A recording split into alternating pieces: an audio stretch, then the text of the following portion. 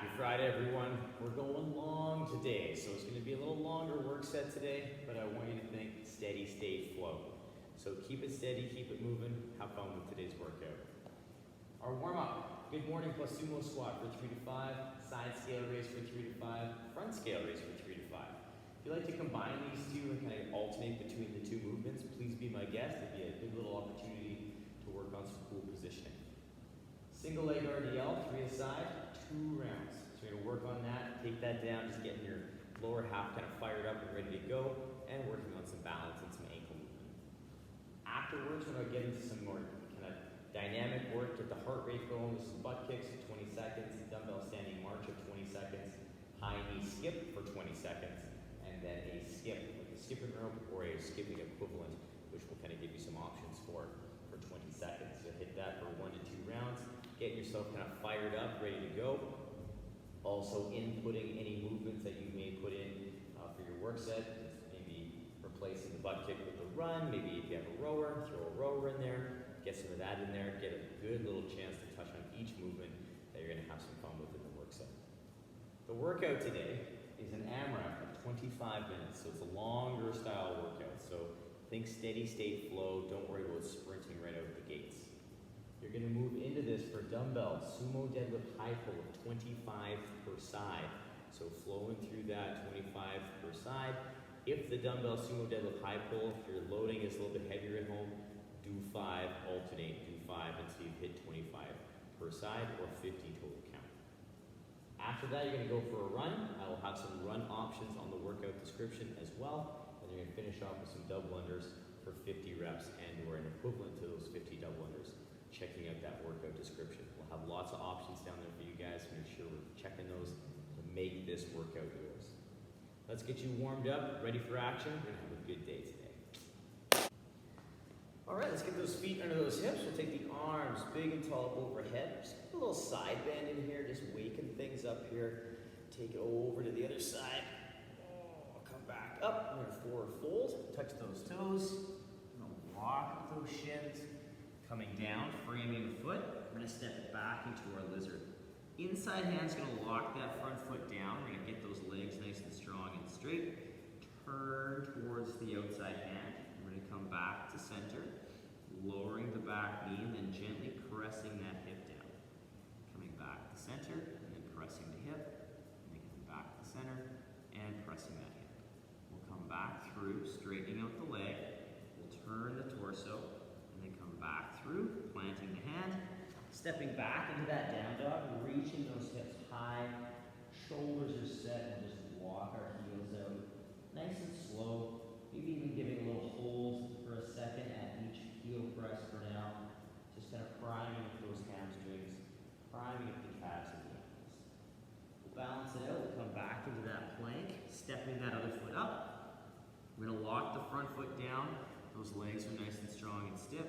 We're going to turn to the outside, come back to center, we'll lower the back knee, we're going to press the hip, and we're going to come back to center. Press the hip, come back to center, and then press the hip, and back to center. Straightening out that leg, we'll turn the torso, coming back through, planting the hand, we'll step back into that down dog, reaching through those hips, and again just walking the heels out.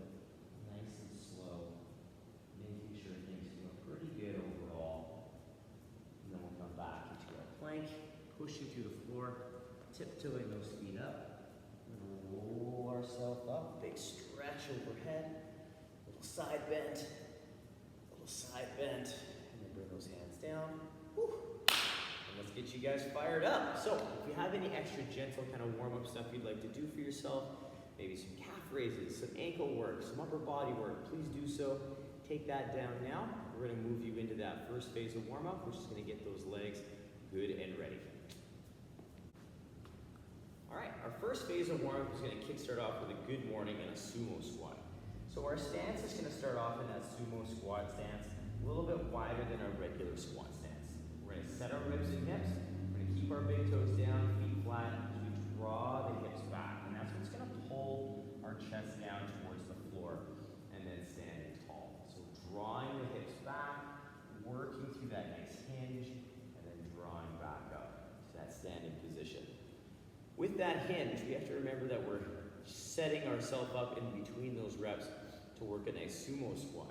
So what we need to think about, setting that position, feeling those feet, hitting that hinge, standing tall, resetting that position so that we can take those hips down into that nice squat position and stand. So at speed, what we want to look at is a nice hinge, feel your position, stand tall, reset the hips, take it down, and that nice sumo squat, working on that good knee, tracing those toes.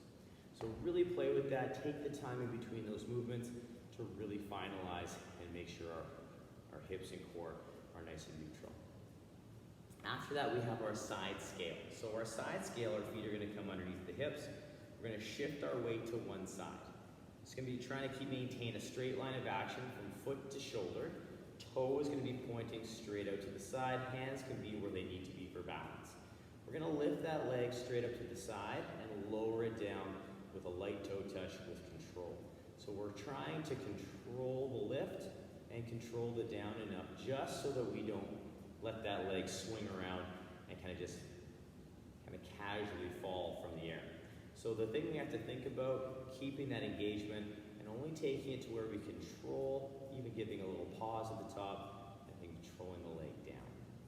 We're going to hit that 3 to 5 per side or alternating between the side scale and the front scale. So the next exercise is our front scale.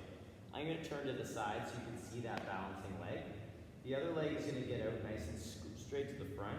Hips are square. Hands again can go where they need to go for balance. We're going to use the quad and the hip to lift that leg up and then again controlling it down so it's not just falling down and collapsing down. So we want to make sure we're set and square, nice and strong, lifting through the quad and the hip and then controlling back down. On the second piece, on the other leg, we want to think about is making sure that leg stays straight. As we pull that leg up, we don't want this leg buckling as we try and lift that leg up to a nice kind of 90 or wherever we can lift the leg up to. So paying attention to that good balancing leg. A couple things can cause that knee to buckle. Again, trying to go too high or just not setting that knee up and that hip up at the beginning of the movement. So make sure we're good to go, then lift and get yourself square. Single leg RDL is next. We're going to work the back half of our body. We're going to get ourselves set up in that kickstand position, nice square hips. Foot is about a foot's distance away from our heel. So it's not super far back, it's not super close, it's relatively in the middle there. Hips are square to the front. We're going to squeeze the imaginary dumbbell. We're going to draw the hip back, maintaining a square torso and hip as we take the hands to the knee and then stand tall. Feeling that nice little engagement from that upper hamstring, lower glute. Making sure we set each movement on each rep, just so that we are maintaining that good engagement to the glute and that square toes and torso for each rep we do. You really want to make sure that we're working that hinge as best we can for each rep. So take your time in between those reps and set yourself up well. As a quick recap, we have a good morning plus sumo squat, 3 to 5, side scale raise for 3 to 5, front scale raise 3 to 5 a side, or alternating between those two each rep per side. And then we have a single leg RDL, 3 reps per side. Again, just charging up every little inch of that leg, working that quad, working that glute, and then working that back hamstring. So it's a good chance to just kind of fire up those legs and see how they're feeling today. Pause the video, take that down 1 to 2 rounds. We're going to move into a little bit more dynamic kind of a work set coming up next. So take your time, get yourself ready, then come join me for our next phase of warm-up. Our next phase of warm-up is going to get a little bit more dynamic. We're going to work through a nice series of butt kicks, dumbbell standing march, high knee skip, and our actual skip with a skipping rope or a skip equivalent. So our first exercise is going to be a butt kick. And we're going to get ourselves standing with our ribs in, glutes tight. We've been using this quite a bit to work on our running technique and form. It's also a nice way to work on just activating that hamstring as we work on our running technique. So we're working on back and forth, pulling that leg straight up underneath the glute, working on maintaining that good tall posture as we walk back and forth. Now you can take this at a walking pace, you can take this at a jogging pace, you can take that faster pace with a more sprinting pace. But regardless of whatever tempo you take this, we want to make sure that that foot is coming up underneath of the hip, making sure we're nice and stacked. The knee will be forward a little bit in that position, creating this figure four position. Another piece I was talking about yesterday with some people is I'm thinking about our landing or our foot placement. So think about feeling as we switch feet where that foot makes contact with the floor as you lower the foot down before we switch sides. So what part of your foot touches first? And that can be kind of cool to kind of play around with. Not trying to make any specific part touch the floor first, but just seeing what touches first on a natural kind of flow. So experiment with that, see how it is, and then notice those key contact points. Afterwards, we're going to get ourselves into a standing bridge march. The standing bridge march can be done a few different ways. We can hold the dumbbell in the goblet. We can hold it kind of a Zercher style up against the chest. We can hold it in a suitcase on either side, kind of splitting the difference between the hands. But regardless of where we hold the dumbbell, the movement is going to be the same. I'm going to hold it up in the goblet just to keep my hands out of the way of the view of the camera. But my body is nice and tall, my ribs are set. I'm going to try and maintain a nice stable torso as I move my lower half. I'm going to shift my weight a little bit, just pull my knee up, working on a nice high knee position. Again, like our front scale raise, really working towards not bending that standing leg.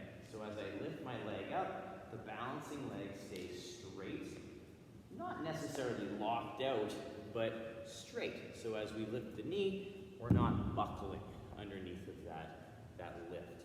And again, a few key points will cause that to happen. Trying to lift the knee too high and our mobility says nope. So as we lift, the knee starts to buckle, or just not keeping a little bit more engagement through the glutes. So thinking about that good strong leg as we balance and keeping that quad engaged and that glute engaged as we do that lift. We're going to work on 20 seconds worth of high knees. So our butt kick, you're going to feel it in your hamstring and glute. Your high knee, you should feel it quad and hip. So you'll feel it on each side of the movement. Then we're going to put the dumbbell down and we're going to work on the high knee skip. We're just going to do this in place.